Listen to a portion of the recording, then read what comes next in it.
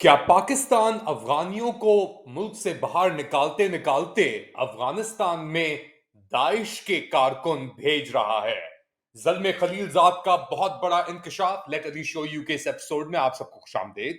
Do like, subscribe and share this content.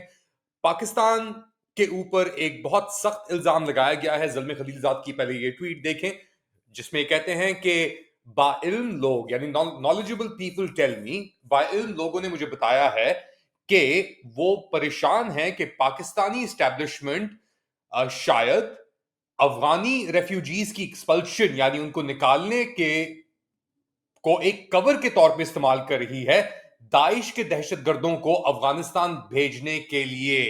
मैं इस concern या इस परेशानी शेयर करता हूं, मैं इसकी हिमायत करता हूं, इस तासुर की कि पाकिस्तान अफगानिस्तान में फसाद फैला रहा है। क्या यह हकीकत है, क्या नहीं, क्या हो रहा है?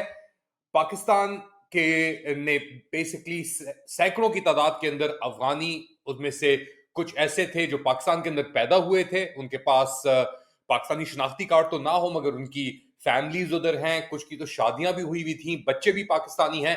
उनको उठा के अफगानिस्तान पिछले कोई 1.5-2 साल से फेंक रहा है और एक बहुत ही अजीब सी सिचुएशन क्रिएट कर दी गई है पाकिस्तान के अंदर भी, जहां पे ये नफरत ना सिर्फ अफगानियों के लिए बट पश्तो स्पीकर्स के लिए, जो भी पंजाब से इसका ताल्लुक नहीं है या किसी और एरिया से ताल्लुक नहीं है पंजाब के अंदर, उसके ऊपर एक तशद्दुद किया जा रहा है। और उस तशद्दुद की लहर के अंदर एक ये भी पहलू है जो ज़ल्मे खलीलजाद कह रहे हैं। अब ज़ल्मे खलीलजाद के डायरेक्ट कॉन्टैक्ट्स चल रहे हैं अफ़गान तालिबान के साथ और कतर ऑफिस बहुत एक्टिव हुआ है।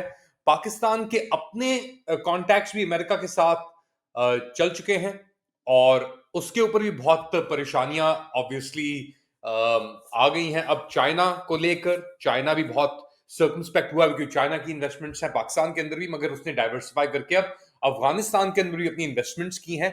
और ज़ल्मे खलीलजाद का ये स्टेटमेंट आया है तकरीबन कुछ घंटे पहले पाकिस्तानी और अफगान तालिबान के दरमियान जो 7वीं जॉइंट कोऑर्डिनेशन कमेटी की मीटिंग हुई है उसके मौजू के ऊपर काबुल के अंदर ही मीटिंग हुई है। और पाकिस्तान के जो स्पेशल रिप्रेजेंटेटिव हैं मोहम्मद सादिक खान साहब और अफगानिस्तान के डेप्यूटी डिफेंस मिनिस्टर मुल्ला अब्दुल कयूम जाकिर, इनके दरमियान ये मुज़ाकरात और बातें हुई हैं। पाकिस्तान अफगानिस्तान के दरमियान सिचुएशन बहुत बिगड़ गई थी, शेलिंग चल रही थी अक्रॉस द दुरन लाइन, तोरखम का बॉर्डर भी बहुत अरसे तक बंद था, मगर मोहम्मद खान की री इंक्लूजन, री एंट्री इस प्रोसेस के अंदर उसने चीजों को थोड़ा थाम दिया।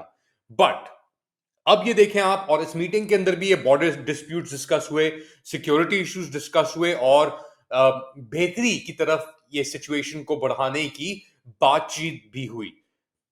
लेकिन ज़ल्मे खलीलजाद का ये स्टेटमेंट आना इस वक्त, और ये ज़बीउल्लाह मुजाहिद ने ही बाय द वे ये मीटिंग के ऊपर बात की है और बात की है कि हमारे बड़े अच्छे ताल्लुकात रहे और हाई लेवल जो हमारी मीटिंग हुई हैगी उसके अंदर हम वेलकम करते हैं पॉजिटिव डेवलपमेंट। बट ज़ल्मे खलीलजाद का ये स्टेटमेंट आना कि जी पाकिस्तान ये जो अफगानियों को फेंक रहा है अफगानिस्तान के अंदर दोबारा, उसके अंदर दाइश के एलिमेंट्स को एम्बेड करके, यानी आईसिस खुरासान की बात करते हैं, उसकी बात करते हैं। अफगानिस्तान तो पहले ही इल्जाम लगा रहा था पाकिस्तानी इस्टेब्लिशमेंट के ऊपर कि ये दो नंबरी कर हैं एसेंशियली, कि इनके जो इरादे हैं वो सही नहीं हैं।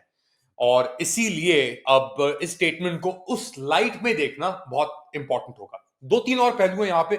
बलूचिस्तान के अंदर पिछले एक हफ्ते के अंदर हम देख रहे हैं एक डाउन टर्न आया है दहशतगर्द हमलों में।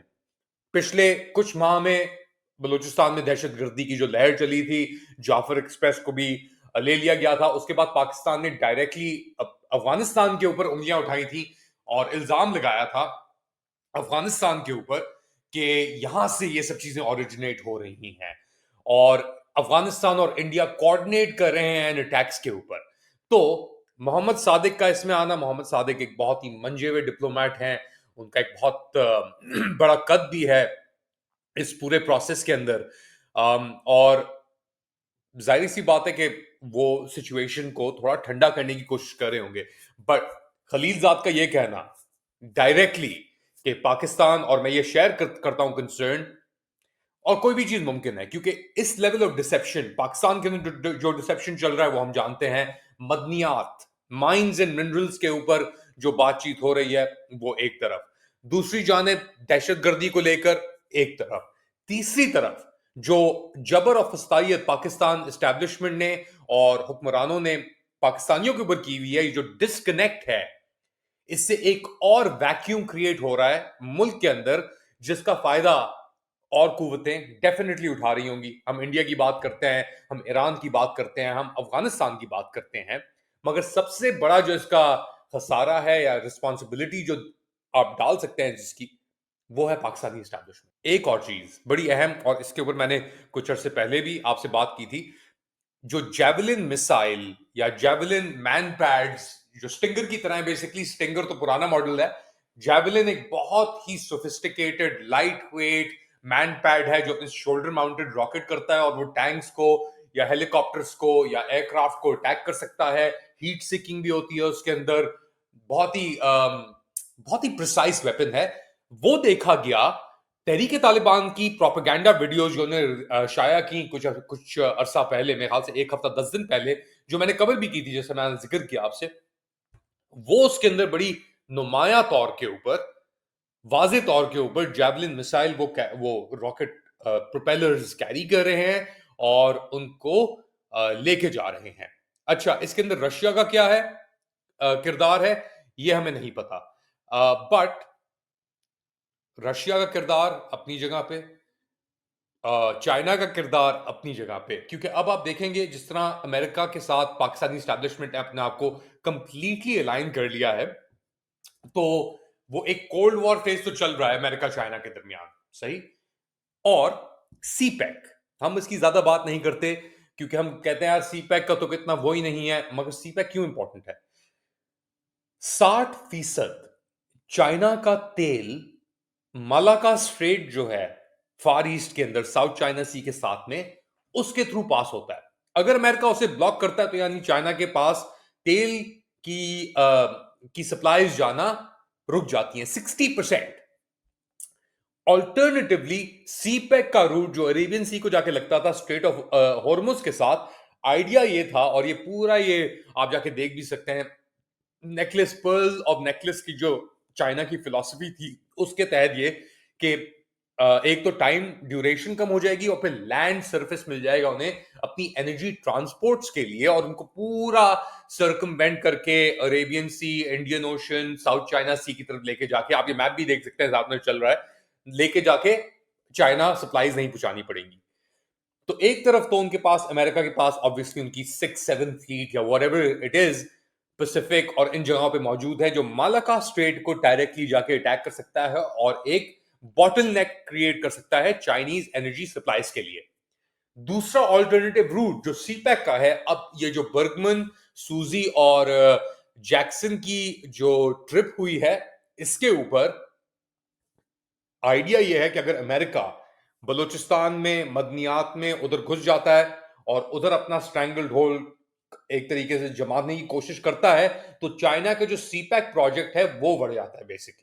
और अगर सीपैक प्रोजेक्ट बढ़ गया तो फिर जो चाइना के पास एनर्जी सप्लाईज का एक ऑप्शन था, secondary option, in case Malacca Straits को ब्लॉक किया जाता, वो ऑप्शन गायब हो जाता है। तो एक चाइना के लिए बहुत क्रिटिकल सिचुएशन क्रिएट हो गई है एनर्जी के लिए। अमेरिका भी डबल गेम खेलता है, तो डबल गेम जो लोग खेल रहे हैं वो अब एक और डबल गेम या ट्रिपल गेम में जा रहे हैं। वो एक बार फिर जनरल जैक बर्गमन के जेर सदारत एक तरफ, और हमारे जर्नैल हैं वोल्डेमॉर्ट एंड को, उनकी सदारत दूसरी तरफ।